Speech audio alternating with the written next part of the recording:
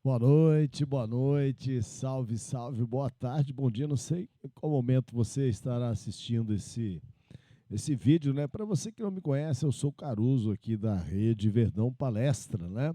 Uma mídia palmeirense aí. A gente tem aí atuado nas notícias do Palmeiras e também na transmissão de jogos, não apenas do Verdão, mas também de outras equipes aí, muitas vezes nos alegrando, né, curtindo até como foi domingo, né, à tarde, antes do jogo daquela goleada do Palmeiras, com a eliminação do Corinthians. Então, eu estou chegando aqui para trazer para você algumas notícias do Palmeiras, tá bom? Eu quero começar com uma notícia que, para mim especialmente, foi muito triste, não é?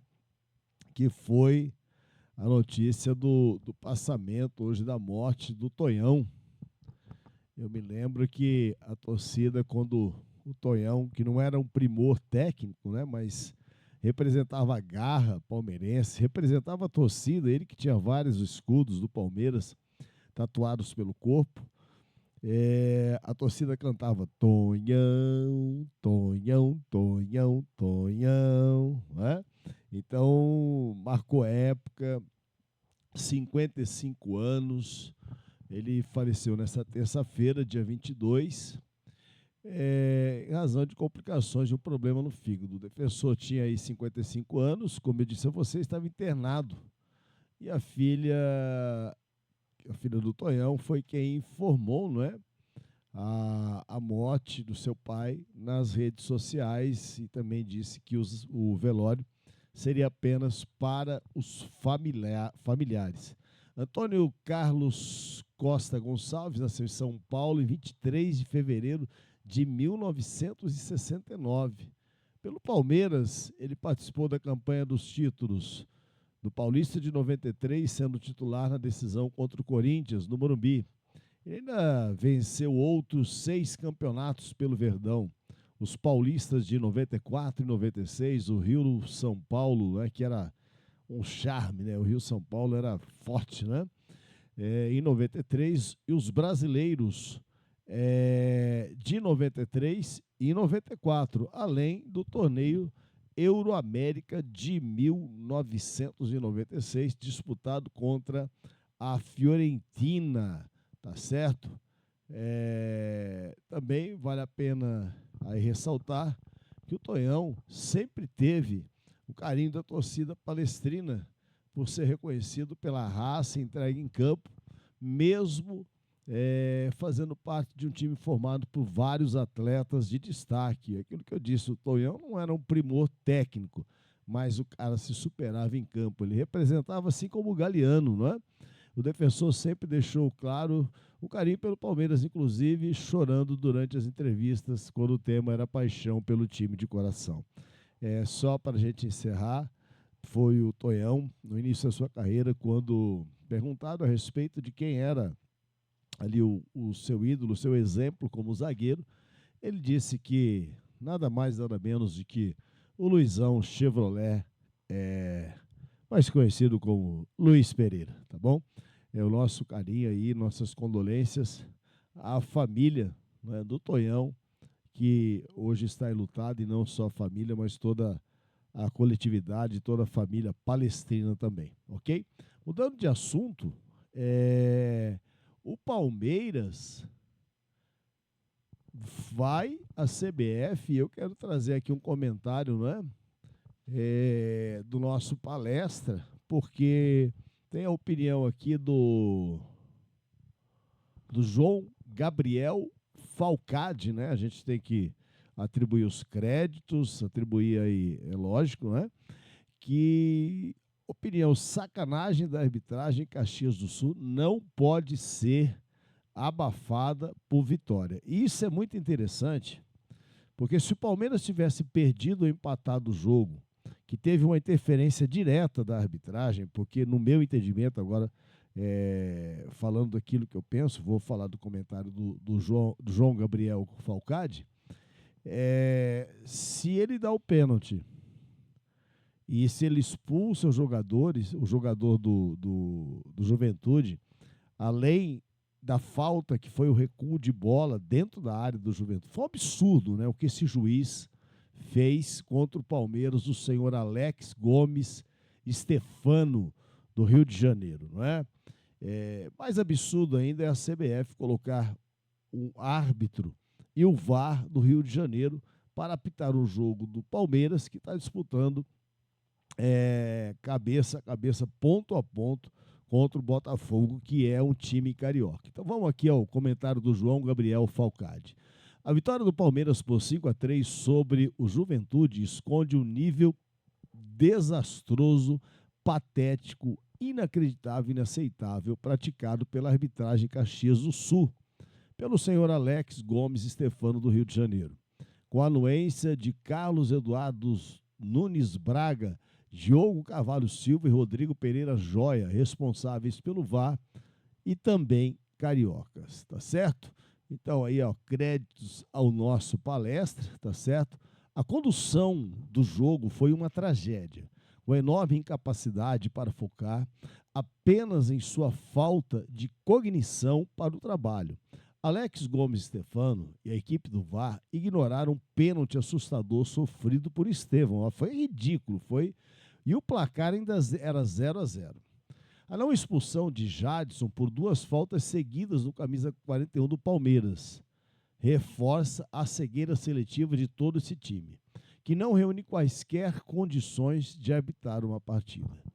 Esse é um episódio que pode ser esporádico, mas a intensidade da safadeza praticada acende um alerta enorme, porque o Palmeiras luta por um tricampeonato que só fará bem a ele e não ao torneio, federação e envolvidos. A arbitragem brasileira não dá a ninguém a certeza de sua capacidade, correção e lisura.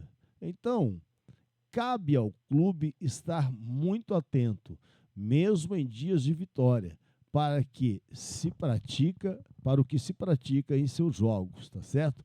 A CBF não faz questão de ajudar, inclusive, ao escalar senhores do Rio de Janeiro nos jogos do Palmeiras, que, olha, é uma enormidade de vezes em que árbitros cariocas e também no VAR comandaram a arbitragem em jogos do Palmeiras, tá certo? Inútil em quase todos os assuntos. A confederação é insolente em seus argumentos e atitudes, e essa é a mais uma. A presidente Leila Pereira e seus diretores vão ter de subir o tom para que o torneio seja decidido na bola e não em quem apita ou deixa de apitar. O Brasileirão é ótimo, o Botafogo é excelente e a disputa tende a ser histórica, que nenhum profissional da arbitragem tenha espaço. Agora eu quero fazer aqui, dar meu pitaco, né? Porque esses caras não são profissionais, né? Senão não fariam esse tipo de coisa. Tem espaço para provar mais um dia que são os piores do mundo, por muito. Que Alex Gomes Stefano, Carlos Eduardo Nunes Braga, Diogo Carvalho Silva e Rodrigo Pereira Joia fizeram em Caxias do Sul deveria virar case, livro, filme ou documentário. Basta escolher se como tragédia, comédia ou crime. Então esse tá aí o comentário, né, que eu li aqui do João Gabriel Falcade, do nosso palestra, e todos os créditos ao nosso palestra por essa matéria, excelente. E assim, quem assistiu o jogo, foi algo assim revoltante o que aconteceu em Caxias do Sul no domingo. Foi algo simplesmente revoltante. Palmeiras foi surrupiado do começo ao fim do jogo, né? Conseguiu fazer 5 gols, mas com certeza o pênalti, 99% de chance, ou seja, já iria para 6, e aquela falta de recuo de bola, a barreira ia ficar em cima da linha, porque foi muito próximo, foi praticamente da marca do pênalti, não é? Então a gente tem que aqui manifestar o nosso protesto. A diretoria não pode ficar quieta, porque já no próximo sábado nós temos mais um jogo decisivo. E é muito interessante, porque nesse sábado nós jogamos contra o terceiro colocado, que é o Fortaleza, que está a 4 pontos do Palmeiras. E nós somos o segundo colocado, estamos a 1 ponto do Botafogo. A diferença é que o Palmeiras tem maior número de gols marcados, menos gols sofridos, é melhor ataque, melhor defesa e tem o maior saldo de gols. O Palmeiras tem 6 gols a mais do que o Botafogo. Foram 3 goleadas por 5 gols nesse campeonato, tá certo? Então, no sábado, nós vamos enfrentar a equipe do Fortaleza a partir das 16 horas. A Rede Verdão Palestra transmite para você, né? E o Botafogo depois vai a Bragança Paulista para enfrentar a equipe do Red Bull, que tem complicado a vida da turma ali em Bragança. O Botafogo que já se lascou com o Criciúma, não conseguiu atingir ali o seu objetivo, que era fazer saldo de gols, né? Por muito pouco não perdeu para o Criciúma,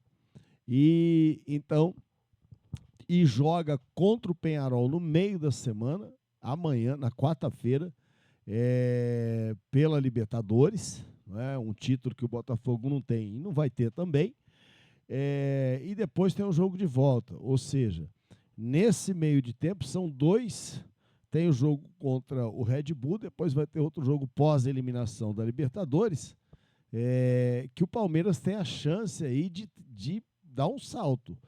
Um empate ou uma derrota do Botafogo no sábado e uma vitória do Palmeiras, com a derrota do Botafogo a gente passa 3 pontos. Nós vamos ficar 2 pontos à frente, que a gente está 1 atrás. Se o Botafogo empatar e nós ganharmos, nós ficamos 1 ponto na frente. A gente só não pode perder nem empatar, tá certo? Então, foi escalado para o próximo sábado o senhor Ramon Abate Abel, tá certo? É ele que vai apitar. O jogo acontece no Allianz Parque, no dia 26, às 16h30, o horário oficial de Brasília, tá certo? E o que acontece é o seguinte: o Ramon Abate Abel, ele já apitou vários jogos do Palmeiras. Vamos trazer aqui um retrospecto. Ele apitou 10 jogos do Verdão, 3 vitórias do Palmeiras, 4 empates e 3 derrotas. Então nós temos que tomar muito cuidado, e ele não gosta muito do Abel, né? O último aconteceu em 13 de junho desse ano, quando a equipe comandada por Abel Ferreira derrotou o Vasco da Gama. Ou seja, até esse confronto do Vasco da Gama, nós tínhamos 4 empates e 2 e 3 derrotas na arbitragem do seu Ramon. E com essa vitória sobre o Vasco, que a gente conseguiu equilibrar aí para o mesmo número de vitórias, tá certo? Então, olha, vai ser um jogo disputado. A gente espera que o Ramon Abate Abel aí apite, né, direitinho, porque não dá para o Palmeiras ser prejudicado mais uma vez. E para a gente encerrar aqui a nossa conversa, o nosso bate-papo, o Rafael Veiga, hein, que foi criticado por tanta gente, até pelo Jeremias, ele foi decisivo contra o Juventude. Ele teve uma partida de gala, uma partida completa após 2 meses, e marcou aí o hat-trick, né? Marcou 3 gols nessa partida e deu ao Palmeiras aí essa vantagem, que esses 3 gols foram importantíssimos para a vitória do Verdão, tá certo? Então a gente espera que o Veiga jogue bem também no sábado, né? O Maurício ainda continua machucado. E a última vez que o Veiga havia começado como titular e encerrado o duelo em campo foi diante do Cruzeiro, pela 18ª rodada do Brasileirão, dia 20 de julho, exatos 2 meses antes do duelo, no sul do Brasil. Tá certo? Nesse período foram 14 partidas, com ele sendo substituído em 10, não entrando em nenhuma e começando entre os reservas em 3. Então, essas são as notícias que eu queria compartilhar aqui com você. Se inscreva aí no canal da Rede Verdão Palestra, dá uma força pra gente, deixa o seu like aí, não custa nada, compartilha aí com seus amigos, tá certo? Pede pro pessoal dar uma força pra gente. Um forte abraço, uma boa noite aí E vamos torcer hoje, porque hoje tem Atlético Paranaense, já estão jogando Atlético Paranaense e Fluminense, direto ali na parte de baixo da tabela. E à noite também tem o jogo às 9h30. O Atlético Mineiro recebe a equipe do River Plate, hein? Primeiro jogo da semifinal da Libertadores da América. Então, dessa é uma semifinal, é River e Atlético Mineiro, e a outra fica entre Botafogo e Peñarol do Uruguai. O meu palpite, tá? Contrariando a turma aí,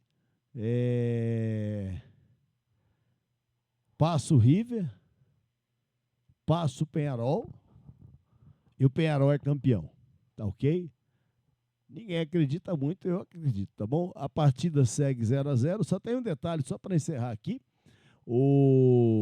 Se o River for campeão, se o Peñarol for campeão, ele vai para o Super Mundial. Se o Botafogo for campeão, ele vai para o Super Mundial. E se o Atlético Mineiro for campeão, ele vai para o Super Mundial. Agora tem um detalhe, hein? Preste bem atenção nisso aqui. Se o River Plate for o campeão, sabe quem é que vai para o Super Mundial? O Olímpia do Paraguai. E o Olímpia do Paraguai é o time do presidente da Conmebol, Alejandro Domingues, né? Então, a parada vai ser dura para o Atlético Mineiro e para quem pegar o River Plate na final. Tá ok? Com esse resultado de 1-1, de 0-0 entre Fluminense e Atlético Paranaense, que é um jogo atrasado do Atlético, o Fluminense vai chegando à 13ª posição com 34 pontos e o Atlético Paranaense sobe para a 17ª com 32, né? Mas pelo número maior de vitórias, deixa o Corinthians volta para a 18ª. Pessoal, valeu, muito obrigado, fiquem todos com Deus, se inscreva no canal aí da Rede Verdão Palestra, um forte abraço, Deus te abençoe.